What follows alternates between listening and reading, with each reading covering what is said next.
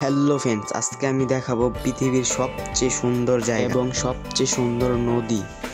So full ভিডিওটা দেখবেন, আরও দেখতে পাবেন সুন্দর ভিউ। সো আপনাদের কাছে রিকোয়েস্ট, আপনারা চ্যানেলটা সাবস্ক্রাইব করে ব্লগের প্রথম স্টেপ। So let's go.